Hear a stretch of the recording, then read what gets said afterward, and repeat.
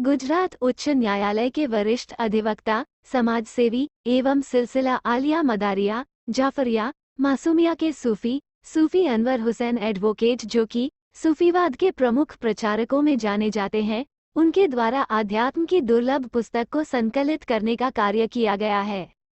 वर्ष 1980 में अल्लामा मौलाना अजीजुल हक कौसर नदवी कादरी चिश्ती निजामी द्वारा लिखित पुस्तक मनाकिबे अहलेबैत, जो कि लगभग लुप्त हो चुकी थी, उसके विभिन्न देशों में मौजूद नुस्खों को सूफी अनवर हुसैन द्वारा संकलित कर उसका पुनः प्रकाशन उनके द्वारा कराया गया। 2000 से अधिक प्रतियों को उनके द्वारा मुफ्त वितरण के लिए छपवाया गया है। उपरोक्त पुस्तक के नवीन संस्करण को दरगाह शरीफ हजरत सैयद मीरा अली दातार रहमतुल्लाह अलैह में गद्दी नशीन व सज्जादा नशीन तथा सूफी खानकाह एसोसिएशन के राष्ट्रीय कार्यकारी अध्यक्ष पीर सूफी सैयद खालिद नकवी जी हुसैनी जी के कर कमलों से लोकार्पित किया गया।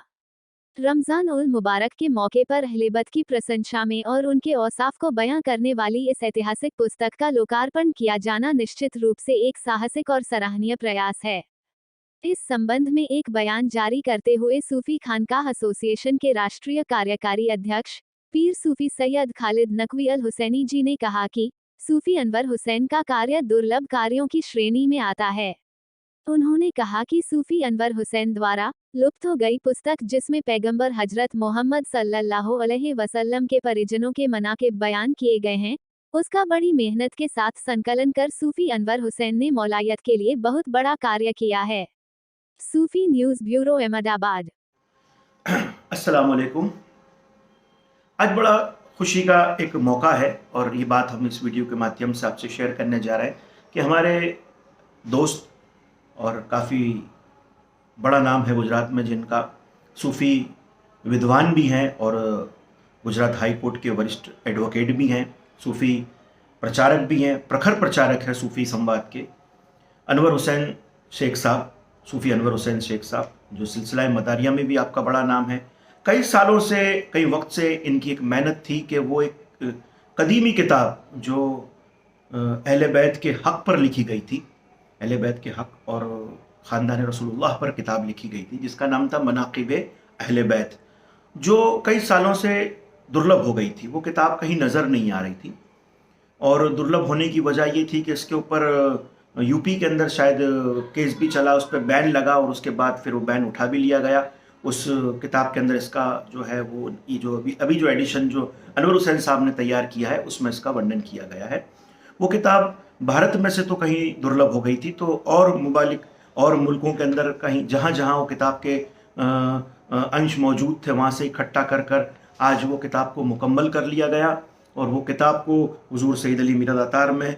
पेश कर कर उसको शाये किया गया हमारे हाथ से, माशाअल्लाह। और ये किताब अल्लामा मौलाना